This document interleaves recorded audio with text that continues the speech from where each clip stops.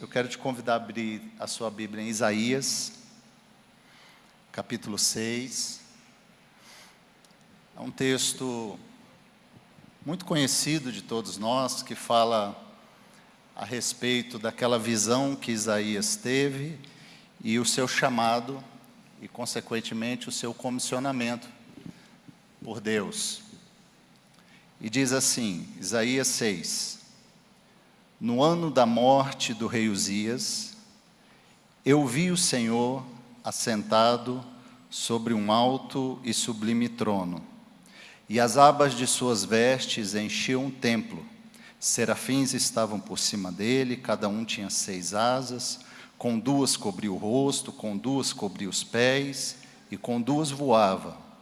E clamavam uns para os outros, dizendo: Santo, Santo, Santo é o Senhor dos exércitos, toda a terra está cheia da sua glória. Os umbrais das portas se moveram com a voz do que clamava, e o templo se encheu de fumaça. Então eu disse: ai de mim, estou perdido, porque sou homem de lábios impuros e habito no meio de um povo de lábios impuros. E os meus olhos viram o Rei, o Senhor dos exércitos. Então um dos serafins voou para mim, trazendo na mão uma brasa viva que havia tirado do altar com uma pinça. Com a brasa, tocou a minha boca e disse: eis que essa brasa tocou seus lábios, a sua iniquidade foi tirada e o seu pecado perdoado. Depois disso, ouvi a voz do Senhor que dizia: a quem enviarei e quem há de ir por nós? E eu respondi: eis-me aqui, envia-me a mim. Que Deus abençoe essa palavra em nossos corações, meus irmãos.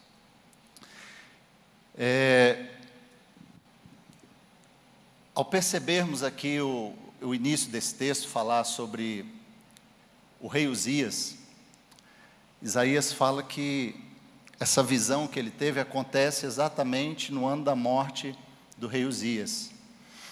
E para a gente entender um pouquinho desse contexto, é legal a gente perceber lá em 2 Crônicas, capítulo 26, fala a respeito de Uzias. E como Uzias chegou ao trono de Judá e tudo que Uzias fez, um pouco da história desse rei.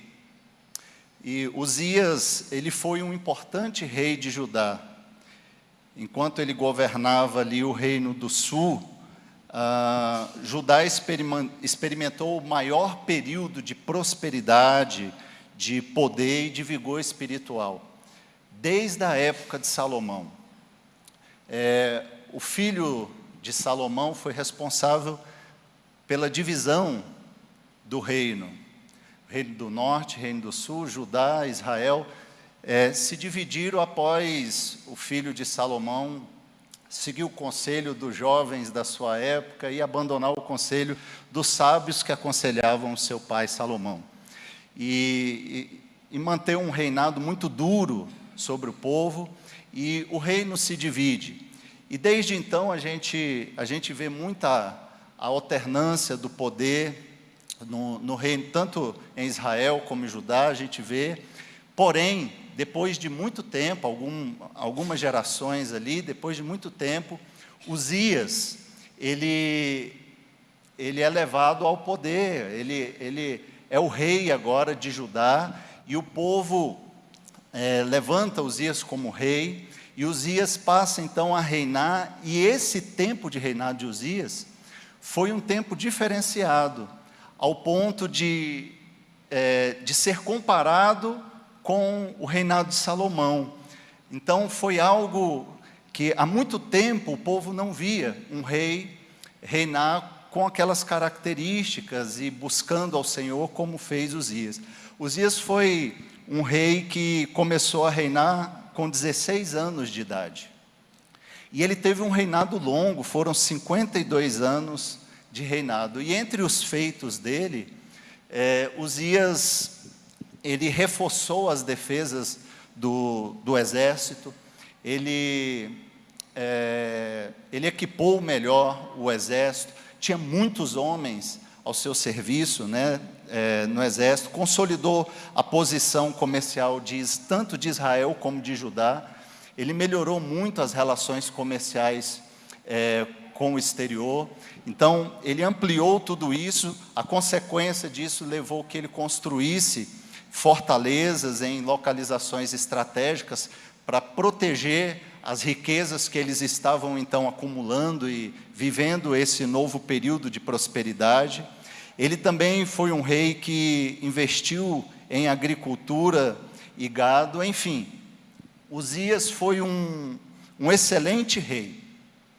Porém, em dado momento do seu reinado, ele se sentiu ali inflado pelo seu poder, se sentiu inflado pela sua riqueza, e de forma, digamos, até meio que arrogante, ele entra no templo e, contrariando os sacerdotes, ele tentou oferecer incenso no altar. Essa era uma função exclusiva dos sacerdotes. E ele foi questionado pelos sacerdotes sobre isso. Olha, Uzias, isso aí que você está tentando fazer não é para você fazer. E ele estava com o incensário na mão naquele momento, e ele se irou contra os sacerdotes, e ali mesmo no templo Deus fez uma lepra sair na testa de Uzias, e ele, percebendo que aquilo estava acontecendo, ele logo se retirou do templo. A partir desse momento então, Uzias vive com essa lepra 10 anos. Durou 10 anos esse período, e ele teve que ficar recluso numa casa, separado, e enquanto isso seu filho Jotão o ajudou a reinar, terminando esses 10 anos ainda de sua vida.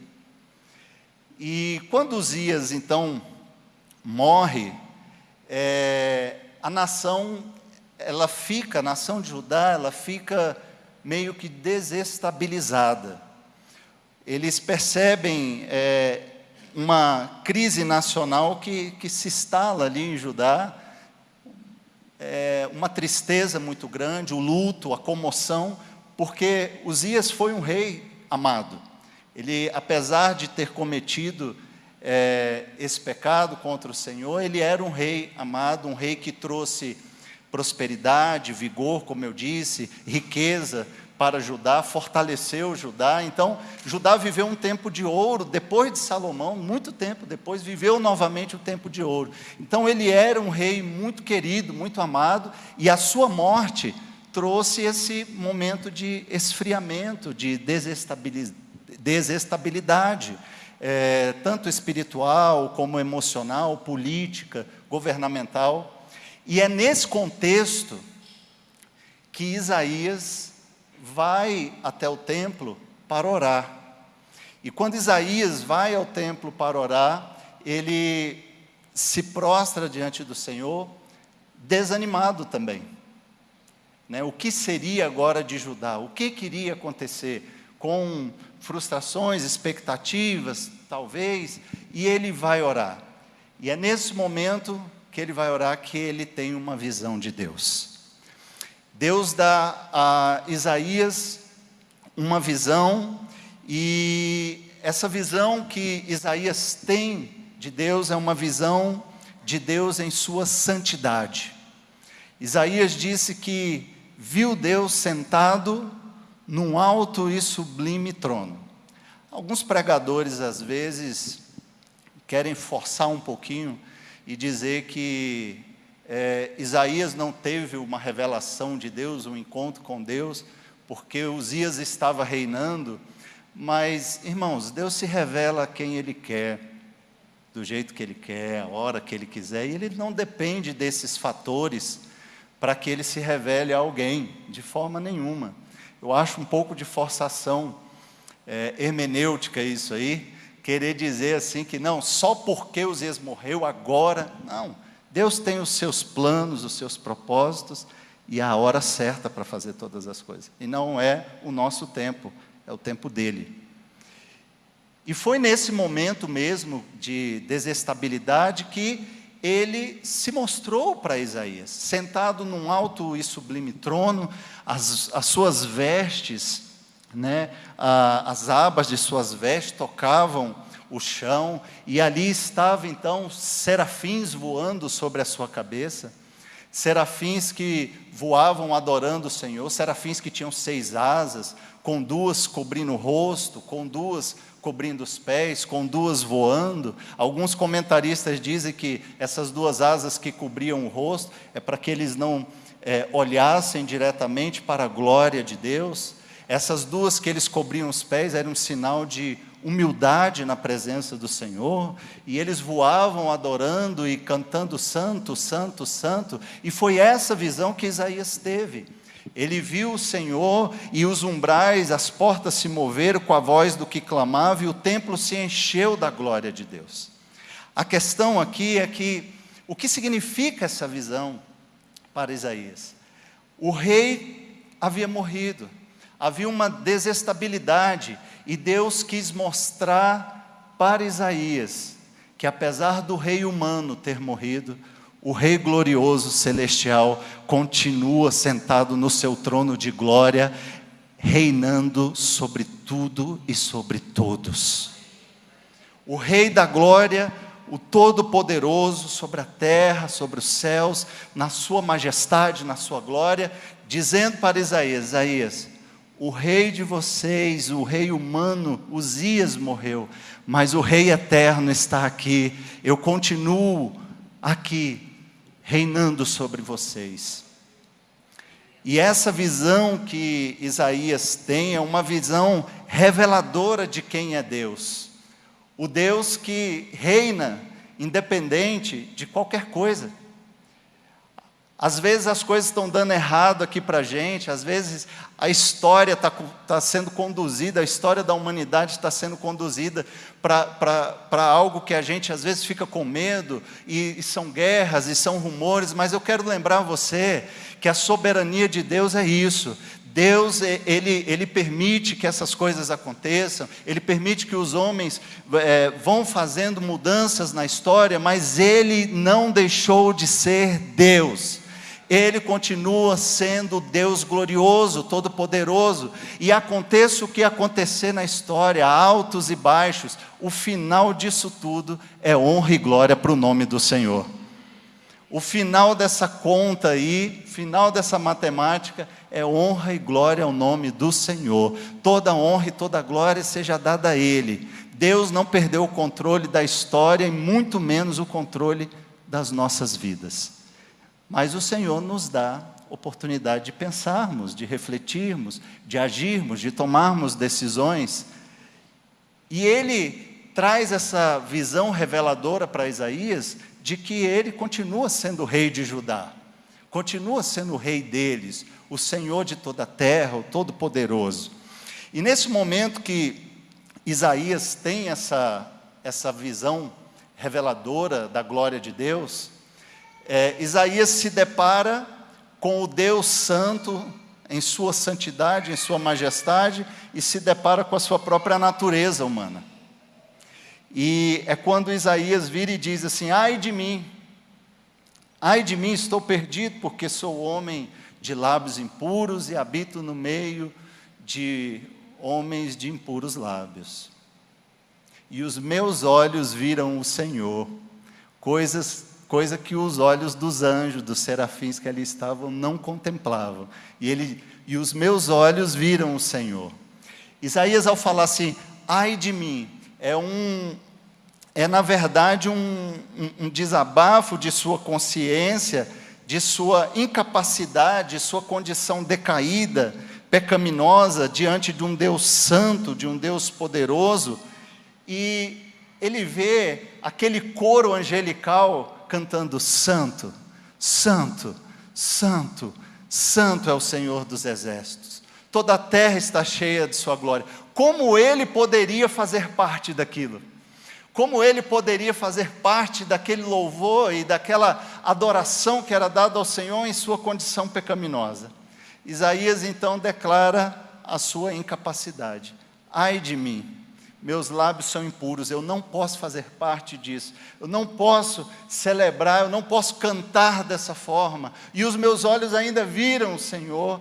Então, naquele momento, ele se sente constrangido pela glória, pela santidade, pela visão da presença de Deus, em sua santidade. Ele se sente ali um homem pecador. Porém, Deus em sua graça redentora, irmãos, Deus em sua graça redentora, providencia o que era necessário para a purificação e a santificação de Isaías. E ali o Senhor, então, naquele símbolo, manda o anjo pregar uma brasa e com uma pinça tocar os lábios de Isaías. E disse a ele: Isaías, o teu pecado foi perdoado, a tua iniquidade foi tirada. Naquele momento, o Senhor, com sua graça redentora, maravilhosa, purifica Isaías ao ponto de fazer 3 coisas por ele. Quando o Senhor purifica ele, o Senhor está equipando Isaías para fazer aquilo que ele não podia. Primeiro, adorar a Deus. Ele se sente pequeno naquele momento e o Senhor então o purifica, equipando ele para louvor e adoração do seu nome. Em segundo lugar, ele também equipa Isaías para a oração intercessória em seu ministério que ele seguiria de agora em diante. E em terceiro lugar, para a proclamação da sua palavra. Habilitou Isaías para louvor e adoração, para a oração intercessória e para a proclamação da palavra. E nesse momento o Senhor então vira para Isaías no versículo 8 e diz, e aí Isaías diz: depois disso ouvi a voz do Senhor que dizia: a quem enviarei?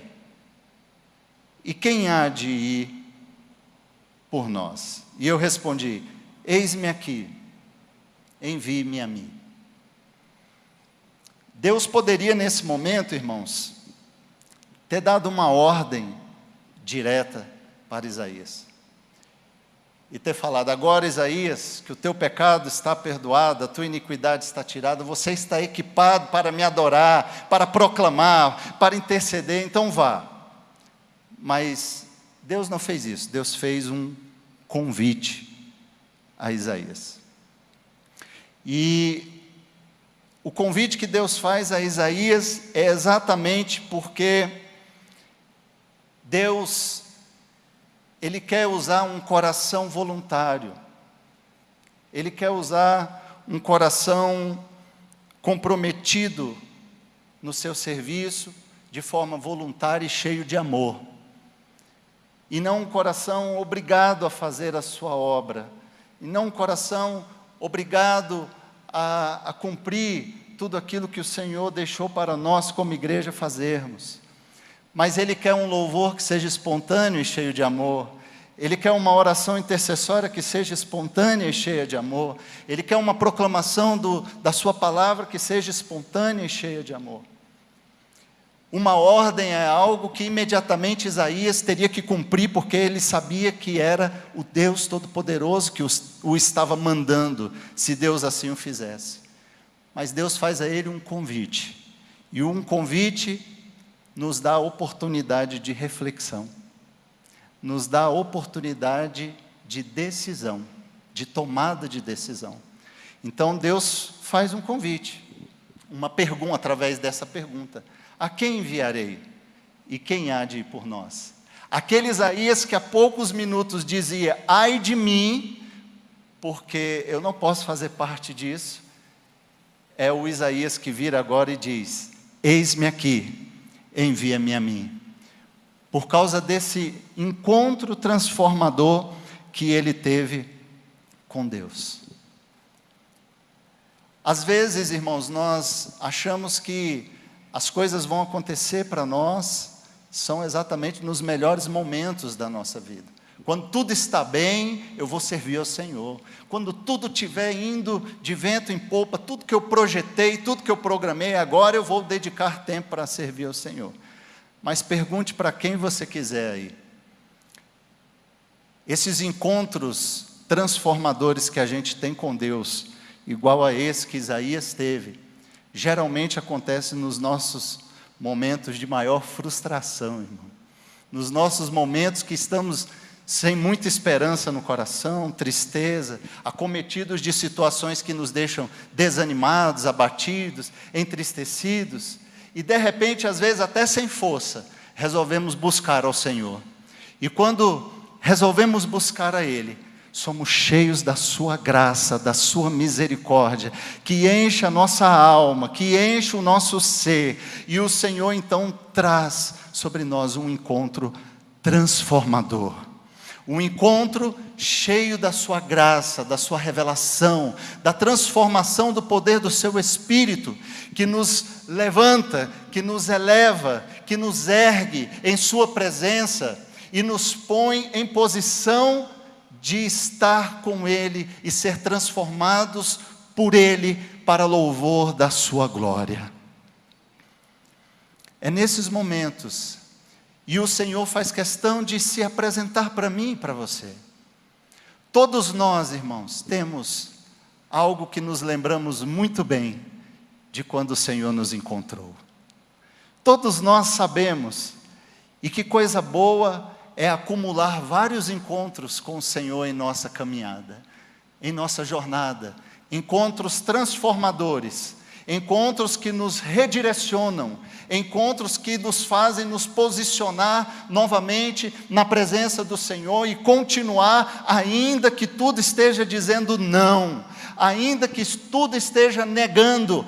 Então o Senhor nos coloca novamente em pé em sua presença.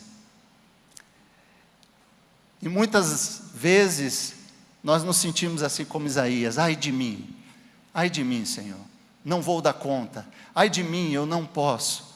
Mas eu quero te dizer que a mesma graça de Deus que alcançou Isaías, nessa visão que Isaías teve, é a graça do Senhor Jesus Cristo que está sobre mim e a sua vida, que nos capacita, que nos transforma, que nos habilita para louvor da sua glória, que nos habilita para orar, interceder pelo nosso irmão, proclamar a palavra do Senhor, fazer a sua obra, deixar um pouco o nosso desespero por causa das coisas que acontecem ao nosso redor, por causa da centralidade que muitas vezes nós nutrimos sobre a nossa própria vida, e colocarmos a centralidade em Cristo, o centro da nossa vida, da nossa fé, da nossa esperança. E é nesse momento que o Senhor, então, quando reconhecemos isso, que a graça dEle nos alcança, porque não é na nossa força, não é no nosso braço, não é na nossa capacidade, mas é na força do Senhor, é na força do seu poder, do seu Espírito, que Ele nos capacita e nos leva além daquilo que achamos que podemos ir ou fazer. O Senhor é quem nos conduz, mas Ele faz isso através de um convite, e nessa manhã Ele também nos faz esse convite. Ele poderia nos dar uma ordem: faça isso agora. Mas Ele nos convida: preciso que alguém vá, preciso que alguém vá. A quem enviarei? E quem há de ir por nós? Será que você nessa manhã consegue dizer: eis-me aqui, envia-me a mim? Porque se você acha que pecado é desculpa para não ir, para não adorar e servir ao Senhor, não colou para Isaías. Isaías tentou dar essa desculpa, mas a providência vem do Senhor. A obra é dEle, o chamado para servirmos e adorarmos a Ele vem dEle. E tudo o que precisamos para isso vem dEle. E Ele diz: você quer ir? Se coloque em pé, por gentileza. Vamos orar. E diga para Ele, se você tem liberdade para isso: eis-me aqui, envia-me a mim. Senhor, muito obrigado, Deus, pela Tua palavra. Obrigado, Senhor, porque nós sabemos que muitas vezes, entristecidos, desanimados, abatidos por circunstâncias da nossa vida, da nossa história, o Senhor vem com braços de amor e laços de ternura e nos atrai novamente para o centro da Tua vontade. Como Isaías foi através de uma revelação, de uma visão reveladora da Sua glória, conosco pode ser assim, ou da maneira que o Senhor deseja, ou tem feito e quer fazer. Nós simplesmente nos submetemos ao senhorio do Senhor, porque o Senhor é quem reina sobre nós.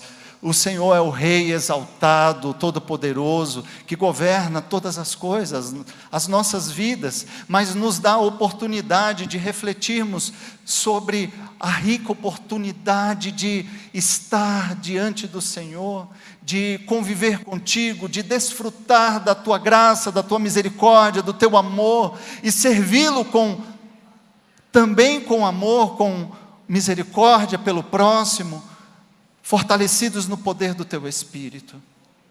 Ó Deus, nos habilita nessa manhã. Se algo em nós, se algo em mim me impede de adorá-lo, se algo em mim, algo em nós nos impede de, ó Deus, servir ao Senhor, de proclamar a Tua palavra, algo em nós, em mim, impede, Senhor, de fazermos mais por Ti, que tanto já fez e tanto tem feito por nós. Se existe algo, Senhor, que possamos ser purificados pelo Senhor, que possamos ser transformados pelo Senhor para o louvor da Sua glória, que possamos ser purificados pelo Senhor, porque só o Senhor é quem pode fazer isso, e é tão maravilhoso estar diante do Deus que é santo, acima de todas as coisas, separado de todas as coisas, mas nos chama para estar nesse mesmo grau, em sua santidade, dizendo: sede santos, porque eu sou santo. O Senhor abriu as portas para nós, nos dando a condição, em Cristo Jesus, pela Tua graça e a Tua misericórdia, de sermos santos em Tua presença. Capacita-nos, Senhor, e que cada um de nós nessa manhã possa responder a essa pergunta do Senhor, a esse chamado do Senhor, quando o Senhor pergunta: quem pode ir por nós? Que eu possa ser um, Pai, eu quero ser um, que o meu irmão seja mais um, a minha irmã seja mais uma, e juntos, igreja do Senhor, nós possamos dizer: eis-nos aqui, Senhor, envia-nos a mim, envia-nos a nós, envia-nos a todos nós, a Tua igreja, para proclamar, para interceder, para adorar o Teu santo nome. Ó Deus, e que seja voluntário de nossos corações, e que seja com amor que só o Senhor é digno de receber. Muito obrigado, Pai, nós Te adoramos nessa manhã, e Te agradecemos em nome de Jesus. Amém? Que Deus abençoe a sua vida, abençoe